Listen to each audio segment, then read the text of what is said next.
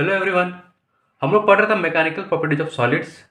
इसमें हमने स्ट्रेस पढ़ लिया, उसके टाइप्स देखे हैं, स्ट्रेन और उसके टाइप्स देख लिए हैं। अगर आपने मेरा वो वीडियो नहीं देखा तो मैं उसका लिंक अपने डिस्क्रिप्शन में दे दूंगा, वहाँ से आप लोग उसको देख सकते हैं। तो जैसे कि हमने कहा था, आज का टॉपिक होने वाला हम लोग का हुक्स लॉ और stress strain curve. Hooke's law बहुत ही आसान है, इसका डेफिनेशन देखते हैं पहले क्या होता है। Hooke's law states that for small deformations the stress and strain are proportional to each other. ठीक है, मेनली जो हम लोग हुक्स लॉ बोला जाता है वो यही चीज़ बोला जाता है, stress is proportional to strain. ठीक है, पर जो हम लोग का मेन पॉइंट रहता है वो है फॉर स्मॉल डिफॉर्मेशंस। कितना deformation?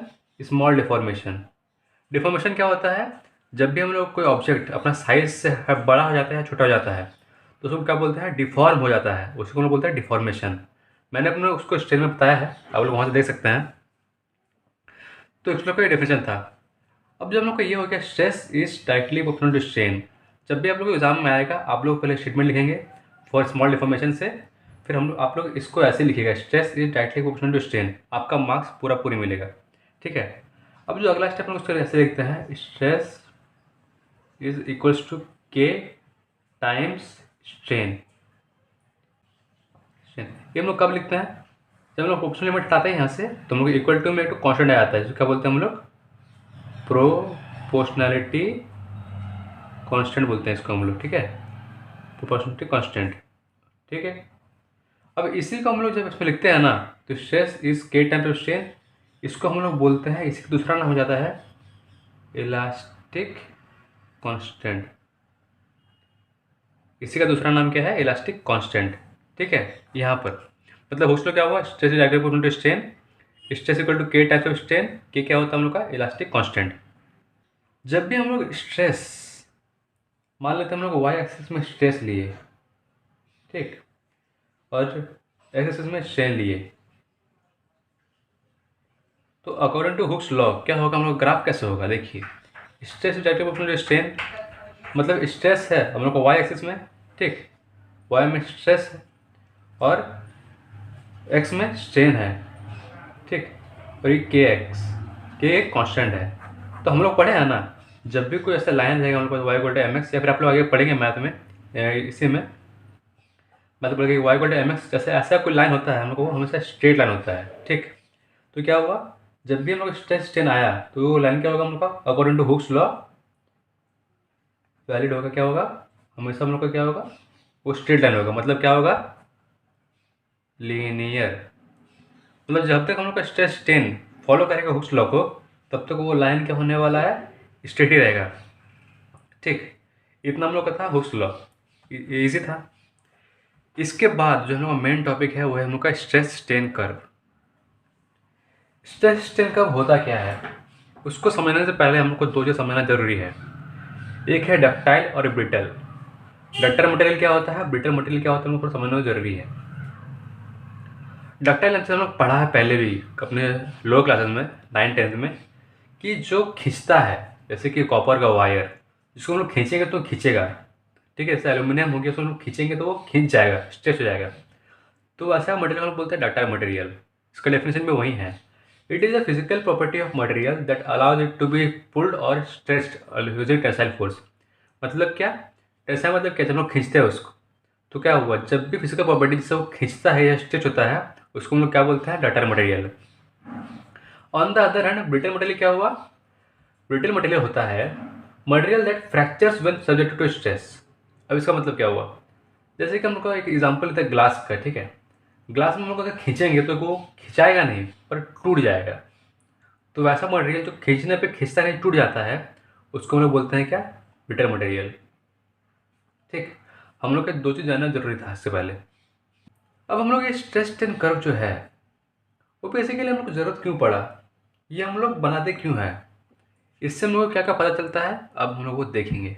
Basically a stress strain curve is a graphical way to show the reaction of a material when a load is applied. It shows the comparison between stress and strain. ठीक है, इसको समझते हैं, पर एक जो stress strain लोगों को निकालते कैसे देखते हैं पहले। एक लेबोरेटरी में एक एक्सपेरिमेंट होता है, ठीक है, जिसके बीच में हम लोग दो, एक हम लोग को ऐसे सिलेंडर टाइप का रख लेते हैं हम लोग, ठीक है, सिलेंडर है बीच में जो एल्यूमिनियम का बना होता है, ऐसे करके उसको दो ग्रूव होता है, ठीक है, ऐसे पकड़ने के लिए होता है दो चीज़, ठीक है। हम लोग को जो ये टेस्ट पीस हम लोग इसमें हम लोग टेस्ट करते हैं स्ट्रेस स्ट्रेन, क्या है, टेस्ट पीस है। ये जो हम लोग मशीन रहा ना, मशीन क्या करता है, एक तरफ से इसको पकड़ता है और एक तरफ से इसको पकड़ता है और ये ऊपर खींचता है, खींचते रहता है। लोड जो है ऊपर, उसको टेंसाइल फोर्स बोलते हैं। ये जो लोड है ना उसको ऊपर खींचते रहता है, ये वाला साइड फिक्स कर देता है, ऊपर से इसको खींचते रहता है। अब जब खींचेगा तो क्या होगा, क्योंकि हम लोग का डक्टाइल मटेरियल है एल्यूमिनियम, तो हल्का स्ट्रेच होगा। स्ट्रेच मतलब क्या, टेंसाइल फोर्स लग रहा है, उसके कारण कुछ स्ट्रेस आ रहा होगा, ठीक है। टेंसाइल फोर्स के कारण हम लोग का स्ट्रेस भी डेवलप होगा, क्योंकि ये खींच रहा है, डिफॉर्म हो रहा है, इसके कारण क्या होगा, हम लोग का स्ट्रेन भी डेवलप होगा, ठीक ना। तो इससे जो एक्सपेरिमेंट को किए तो हम लोग को इससे ग्राफ मिलता है स्ट्रेस और स्ट्रेन के बीच में, उसी को हम लोग बोलते हैं स्ट्रेस और स्ट्रेन कर्व। जिस मशीन पे उसको हम लोग टेस्ट करते हैं उसको हम लोग बोलते हैं यूनिवर्सल टेस्टिंग मशीन, उसको हम लोग यूटीएम बोलते हैं। इतना हम लोग को जनरल नॉलेज भी था। स्ट्रेस स्ट्रेन कर्व हमको जरूरत क्यों पड़ा, समझ में आ गया। यहाँ से हम लोग स्ट्रेस स्ट्रेन कर्व ड्रॉ करते हैं। तो जो हम लोग इसका ग्राफ बनता है ना, हम लोग को बनाना नहीं पड़ता। आजकल का जो टेक्नोलॉजी है, जैसे जैसे खींचते जाएगा आपको साइड में वो ग्राफ भी अपने आप बना कर दे देगा, कैसे ग्राफ बन रहा है, ठीक है। तो जो ग्राफ हम लोग को एक्सपेरिमेंट में मिलता है वो कुछ ऐसा मिलता है। मेरे वीडियो में रहिए, आपको अभी पूरा स्ट्रेस स्ट्रेन कर्व याद हो जाएगा। देखिए, सबसे पहले स्ट्रेस स्ट्रेन कर्व बनाने का तरीका देखिए। हम लोग एक स्ट्रेट लाइन लेंगे थोड़ा सा के लिए, इस पॉइंट तक हम लोग एक स्ट्रेट लाइन लिए, ठीक है, और यहाँ से लेकर स्ट्रेट लाइन लिए एक। इस पॉइंट को हम नाम देंगे इस पॉइंट ए। अब हल्का ये क्या करेंगे, यहाँ से हल्का सा कर्व कर देंगे, इसी पॉइंट से हल्का सा कर्व कर देंगे। यहाँ से क्या हुआ, हल्का हम लोग फ्री हैंड ड्रॉ करेंगे, फ्री हैंड ड्राइंग, हल्का सा ऊपर जाके फिर नीचे आएंगे, ठीक। इतना ही था हम लोग का सिस्टम कर्व पर ड्राइंग, इजी था। तो ये पॉइंट हम लोग अभी नेमिंग करेंगे। अब यहाँ से हम लोग का इंपॉर्टेंट चालू होता है सिस्टम कर्व का नेमिंग, ठीक। देखिए हम लोग ये पॉइंट ई ए है, इसको हम लोग नेमिंग देते हैं पॉइंट ई। इस पॉइंट का नाम देते हैं हम लोग बी, इसको सी, ये जो है इसको एकदम अपर लिमिट को बोलते हैं डी। हम लोग का जो ये मेन है, ए क्या है, बी क्या है, डी क्या है, ई क्या है, हम लोग को ये जानना है। तो देखिए हमने क्या कहा था, स्ट्रेस स्ट्रेन का कर्व है। जो हम लोग का पॉइंट ए है ना, वहाँ तक लाइन हम लोग एकदम स्ट्रेट गया है, एकदम स्ट्रेट, तो लीनियर गया है। और जब भी लीनियर होता है स्ट्रेस स्ट्रेन कर्व के बीच में, हम लोग क्या बोलता है वहाँ पर, हुक्स लॉ फॉलो होता है, ठीक है। हुक्स लॉ फॉलो होगा मतलब हम लोग क्या, ये स्ट्रेस स्ट्रेन जो प्रोपोर्शनलिटी था ना वो काम किया। तो क्योंकि ये प्रोपोर्शनल था यहाँ तक, स्ट्रेस स्ट्रेन एक पॉइंट तक, उसको क्या बोलते हैं, प्रोपोर्शनल लिमिट। क्या बोलते हैं, प्रोपोर्शनल लिमिट। इसको यहाँ लिख देते हैं। अब लोग सेकेंड है बी। बी क्या है समझते हैं इसको हम लोग पहले। बी वो पॉइंट है जिसके बाद, जैसे हम लोग ए पॉइंट में क्या हुआ, प्रोपोर्शनल लिमिट तक अगर हम लोग यहाँ से लोड अगर हटा भी दे, क्योंकि हम लोड अप्लाई करते करते यहाँ तक पहुँचा था, ठीक है। देखिए यहाँ पर लोड बाय जीरो था, स्ट्रेस यहाँ पर कुछ तो होगा, तो लोड अप्लाई करके स्ट्रेस हम लोग बढ़ा। यहाँ पर अगर हम लोग स्ट्रेस हटा भी दिए, लोड अगर छोड़ दिए, तो क्या होगा, वापस अपना वो जो बॉडी था वो अपना ओरिजिनल पोजिशन में आ जाएगा, ठीक। क्योंकि मतलब क्या, हम लोग यहाँ तक इलास्टिक बिहेवियर शो कर रहा है, तो प्रोपोर्शनल लिमिट में हम लोग इलास्टिक बिहेवियर शो करता है। अब ये पॉइंट बी क्या है, पॉइंट बी पे देखिए हल्का सा स्ट्रेस और बढ़ा, स्ट्रेन जो है हम लोग का और बढ़ा हल्का सा। देखिए यहाँ पहले यहाँ स्ट्रेन था, अभी स्ट्रेन यहाँ तक आया। पॉइंट बी वो पॉइंट है, मतलब अगर यहाँ तक अगर हम लोग लोड हटा दिए तो बॉडी अपना शेप रिगेन कर लेगा। पर पॉइंट बी के बाद अगर हम लोग लोड, पॉइंट बी के बाद कोई भी पॉइंट लेंगे ना, तो वहाँ से अगर लोड हटाएंगे, तो पॉइंट सी ले लेते हैं, वहाँ से अगर लोड हटाएंगे ना हम लोग, तो बॉडी अपना रिगेन, शेप रिगेन नहीं करेगा, वो जो शेप में भी आया है उसी में रह जाएगा, ठीक है। तो पॉइंट बी वो पॉइंट है जिसके बाद हम लोग जो प्लास्टिक डिफॉर्मेशन होता है, मतलब जो बॉडी अपना शेप रिगेन नहीं करेगा, वो पॉइंट बी के बाद होता है। तो हम लोग पॉइंट बी को बोलते हैं हम लोग यील्ड पॉइंट। क्या बोलते हैं, यील्ड पॉइंट। यील्ड पॉइंट वो पॉइंट है जिसके बाद बॉडी अपना शेप रिगेन नहीं करेगा, ठीक है। और ये जो यील्ड पॉइंट के कॉरस्पॉन्डिंग जो स्ट्रेस है ना हम लोग का, ये वाला स्ट्रेस, ठीक है, उसको हम लोग बोलते हैं यील्ड स्ट्रेंथ, या फिर इसको डिनोट करते हैं क्या, सिग्मा वाई, इसको डिनोट करते हैं हम लोग, ठीक। अब बी से डी समझिए, हमने क्या कहा, क्या बी के बाद हम लोग अगर छोड़ देंगे किसी भी पॉइंट पे लोड अप्लाई करना, तो बॉडी अपना वापस शेप में नहीं आने वाला। मतलब एक पॉइंट सी ले लेते हैं, सी में अगर हम लोग लोड अप्लाई करना छोड़ देते हैं, तो बॉडी वापस अपना शेप में नहीं आने वाला, ठीक है। तो बी से डी क्या होता है हम लोग का? प्लास्टिक डिफॉर्मेशन होता है। कि बी से जो डी हुआ हम लोग का क्या हो गया? प्लास्टिक डिफॉर्मेशन होता है। ठीक, अब ये डी पॉइंट क्या है? जैसे हम लोग कर्व में देख रहे हैं, डी हम लोग को जो है मैक्सिमम पॉइंट है इस कर्व में। मतलब क्या? हम लोग का जो मैक्सिमम पॉइंट है ना, अल्टीमेट पॉइंट बोलते हैं इसको हम लोग इस कर्व के लिए। अल्टीमेट पॉइंट मतलब यहाँ पर हम लोग इससे ज़्यादा स्ट्रेस नहीं लगा सकते, क्योंकि ये हम लोग का अल्टीमेट पॉइंट हो गया स्ट्रेस। अल्टीमेट मतलब मैक्सिमम स्ट्रेस हो गया, तो हम लोग क्या बोलते हैं? अल्टीमेट पॉइंट है, अल्टीमेट पॉइंट। और जो इस पॉइंट पे स्ट्रेस लग रहा है उसको हम लोग बोलते हैं अल्टीमेट स्ट्रेस, इसको बोलते हैं सिग्मा यू। ठीक है, इसको बोलते हैं हम लोग क्या? अल्टीमेट स्ट्रेस, नाम से आ गया अल्टीमेट स्ट्रेस। अब ये जो पॉइंट ई है ना, ये पॉइंट ई के बाद मटेरियल ब्रेक कर जाएगा, टूट जाएगा, मतलब वो फ्रैक्चर कर जाएगा मटेरियल। कुछ भी मटेरियल है, जैसे कि हमने यहाँ पर ये तो रॉड, सिलेंडर का रॉड लिया था, उसके बाद ना टूट जाएगा पॉइंट ई के बाद, तो हम लोग क्या होगा? उसको हम लोग बोलते हैं फ्रैक्चर पॉइंट। इसके बाद हम लोग देखेंगे डेफिनेशन क्या क्या था इसके बारे में, थोड़ा और जानते हैं, स्टेशन के बारे में थोड़ा और जानते हैं हम लोग। सबसे पहले जो जाने होता है प्रोपोर्शनल लिमिट, जो कि हम लोग का ए, जहाँ तक हम लोग हुक्स लॉ वैलिड है। ठीक है, अप टू पॉइंट ए। ठीक है, हुक्स लॉ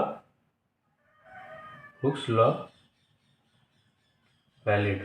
ठीक है, हुक्स लॉ वैलिड ये तक है। तो क्या था? This is the region up till which Hooke's law is valid. पता हम लोग को, क्योंकि हुक्स लॉ वैलिड होता है। इलास्टिक बिहेवियर इज शोन, जैसे कि मैंने कहा, अगर हुक्स लॉ वैलिड है तो इलास्टिक बिहेवियर शो करेगा। If applied force is removed then also the body will regain its original shape. मतलब हम लोग क्या, सिंपल सा बात है, जब इलास्टिक बिहेवियर शो कर रहा है तो अगर हम लोग अप्लाइड फोर्स और हटा भी देंगे तो बॉडी अपना शेप रिगेन कर लेगा, जो कि असल बात है। अब बी पॉइंट हम लोग क्या बोले थे? बी पॉइंट हम लोग का हो गया ये वाला पॉइंट। ठीक है, इसको हम लोग कहा था यील्ड पॉइंट। यील्ड पॉइंट क्यों कहा था? It is the point up to which elasticity is shown. मतलब यहाँ तक हम लोग इलास्टिक बिहेवियर शो करेगा, hence it is also known as elastic limit. मतलब इस पॉइंट तक हम लोग को इलास्टिसिटी शोन करेगा, तो क्या बोलते हैं हम लोग? उसको इलास्टिक लिमिट भी बोलते हैं। After the yield point plastic deformation starts. जैसे कहा था हमने कि इस पॉइंट बी के बाद हम लोग जब भी कहीं छोड़ेंगे फोर्स अप्लाई करना, तो दोबारा अपना शेप रिगेन नहीं करेगा, तो इसलिए हम लोग बोलते हैं कि इसके बाद में प्लास्टिक डिफॉर्मेशन स्टार्ट हो जाता है। The stress corresponding to the yield point is called yield strength of the material. मतलब जो इसके कॉरस्पॉन्डिंग जो हम लोग का स्ट्रेस होने वाला है उसको हम क्या बोलते हैं? Yield strength. ठीक, पॉइंट बी कर रहा हूँ। B to D deformation takes place permanently. मतलब after B no elastic behaviour is shown, the material shows large deformation even for small applied load. मतलब इस बी के बाद कोई भी हम लोग का इलास्टिक बिहेवियर नहीं शो करेगा, मतलब सिर्फ प्लास्टिक ही होगा। जितना हम लोग खींच देंगे उतना ही में रह जाएगा, अपना दोबारा शेप में रिगेन नहीं करेगा। ठीक है, अब डी आता है अल्टीमेट पॉइंट। अल्टीमेट पॉइंट क्या है? It is the ultimate strength applied at the point. मतलब क्या? हम लोग को जो बॉडी में मैक्सिमम जो स्ट्रेस हम लोग लगा सकते हैं वो है हम लोग का अल्टीमेट स्ट्रेस। ठीक है, और उसके हम लोग जो पॉइंट डी है, जो अल्टीमेट पॉइंट के जो कॉरस्पॉन्डिंग लगाते हैं हम लोग स्ट्रेस, क्या बोलते हैं हम लोग? Ultimate strength.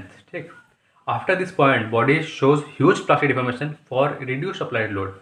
मतलब पॉइंट डी के बाद ना बॉडी बहुत ज़्यादा डिफॉर्मेशन शो करेगा, अगर हल्का सा भी हम लोग फोर्स लगाएंगे ना, हल्का सा भी, ठीक है, तो बहुत लार्ज वो अपना डिफॉर्मेशन शो करेगा। और पॉइंट जैसे कि हमने कहा था point A, at this point the material fractures और ब्रेक्स डाउन। मतलब क्या? इसके बाद या तो बॉडी जैसे पेन है, उसके बाद बॉडी टूट ही जाएगा। ठीक है, फ्रैक्चर कर जाएगा, टूट जाएगा। इतना हम लोग था stress strain curve. I hope समझ में आ गया होगा। तो जैसे कि हम हर वीडियो में बात करते हैं कॉन्सेप्ट के बारे में, थोड़ा इसमें बात कर लेते हैं। देखिए, जैसे हमने कहा था ये डक्टाइल मटेरियल ब्रिटल मटेरियल के बारे में। ये जो हमने स्ट्रेस स्ट्रेन कर्व बनाया है, ठीक है, ये हमने डक्टाइल मटेरियल बनाया है। ठीक है, stress strain curve for ductile material है। आपको 11th के बुक में ये बना हुआ मिलेगा। और एक चीज़, जब भी हम लोग जो पॉइंट डी है अल्टीमेट पॉइंट, पॉइंट ई है फ्रैक्चर पॉइंट, ठीक है, D and E very close रहता है ना, वेरी क्लोज, एकदम पास पास पॉइंट रहता है ना, ये होता है हम लोग का ब्रिटल मटेरियल। ठीक है, ब्रिटल मटेरियल। और D and E little far, हल्का दूर रहता है, लिटिल फार, क्या बोलते हैं हम लोग इसको? Ductile material. जब भी हम लोग को कहीं हिंट दिया जाए कि डी और एक ही पॉइंट है या फिर बहुत पास है, तो हम लोग को उसको बोलते हैं ब्रिटल मटेरियल के लिए है वो। और डी और ई बहुत हल्का सा दूर है पॉइंट, है ना, हल्का सा दूर पॉइंट है, तो वो क्या होता है डॉटर मटेरियल के लिए, ठीक है। तो देखिए हमने यहाँ पे क्या है, देखें जो डी और ई पॉइंट है थोड़ा दूर है, तो हम लोग क्या बोलेंगे इसको डॉटर मटेरियल के लिए कर्व है। और डी या ई अगर एक ही पॉइंट हुआ, फिर हल्का सा दूर दूर पॉइंट, हल्का सा एकदम एकदम पास पॉइंट हुआ, हम लोग क्या बोलेंगे उसको ब्रिटल मटेरियल के लिए होता है वो, ठीक है। तो हम लोग समझ गए उसको क्या होता है, स्ट्रेस टेंस को समझ लिया क्या होता है, ब्रिटल डक्टाइल हम लोग देख लिया, और स्ट्रेस टेंस कर्व के जो इंपॉर्टेंट पॉइंट्स हैं हमने वो समझ लिया। अगर आप लोग इतना लिख देंगे ना स्ट्रेस टेंस कर्व के बारे में, इसके ये समझा देंगे ना ए बी और डी और ई, तो आपको पूरे नंबर मिल जाएंगे। और ड्राइंग तो कर ही लीजिएगा, ड्राइंग ईजी है, हमने समझा दिया ड्राइंग भी। कर्व कैसे बनता है, पहले स्ट्रेट, फिर हल्का कर्व जाएगा, फिर हल्का सा फ्री हैंड जाएगा, तो ये बन जाएगा stress tense curve. I hope आपको समझ में आ गया है। इसके बाद हम लोग करेंगे कुछ अच्छे न्यूक्लियर करेंगे इस पर स्ट्रेस टेंस पे। आगे मिलते हैं अगले वीडियो पे, टिल देन थैंक यू।